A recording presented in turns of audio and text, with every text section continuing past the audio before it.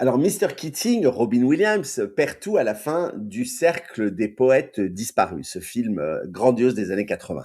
Il perd son poste, son combat, son élève. L'institution qu'il a essayé de faire bouger, eh bien, le renvoie, l'accuse, l'écrase définitivement. Et pourtant, dans la scène finale, vous vous souviendrez, quand ses élèves montent un à un sur leur bureau pour lui dire au revoir, eh bien quelque chose de très rare se passe. Mr. Keating, il n'a pas gagné, mais il n'a rien trahi non plus à ses valeurs. Et c'est ça la question que je veux vous poser aujourd'hui. Quand la pression au sein de votre entreprise, elle devient maximale, quand votre projet est menacé, quand votre poste est menacé, quand l'institution pousse, quand l'environnement veut que vous baissiez les bras, est-ce que vous tenez vos standards ou bien est-ce que vous commencez à les négocier? Parce que c'est là que se révèle, dans ce genre de situation, le vrai leader. Finalement, pas dans les périodes calmes. Ça va être dans les périodes où céder, eh bien finalement, ça serait tellement plus simple. Jim Collins, il a passé 5 ans à étudier ce qui distingue les grandes entreprises des bonnes.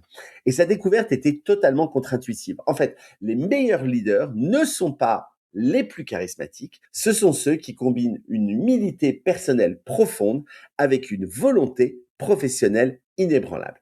Et en fait, Jim Collins, il les appelle les leaders de niveau 5, c'est-à-dire des gens qui ne parlent pas d'eux-mêmes, mais qui ne transigent jamais sur l'essentiel.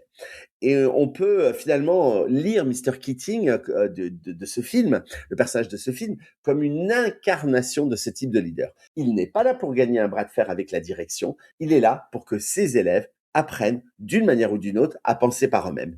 Et même quand tout s'effondre, c'est encore cet objectif-là qui va guider chacun de ses choix.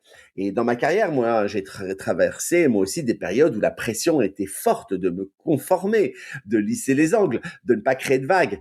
Et j'ai appris à la dure que céder sur ces standards dans ces moments-là, eh bien, c'est ne pas être pragmatique, c'est perdre ce qui te rend crédible aux yeux de ceux qui finalement ont accepté, ont opt-in de te suivre. Donc, baisser ses exigences pour survivre à une crise, c'est souvent, au final, perdre la raison pour laquelle on méritait de survivre au départ. Donc, la question que je vous pose, dans la dernière période difficile, véritablement, que vous avez traversée, qu'est-ce que vous avez préservé d'un côté et qu'est-ce que vous avez laissé filer de l'autre?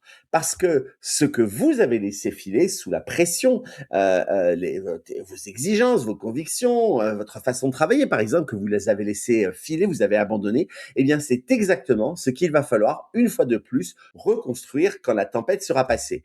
Et bonne chance pour demander à votre équipe d'y adhérer de nouveau quand ils vous ont vu les abandonner à la première vague.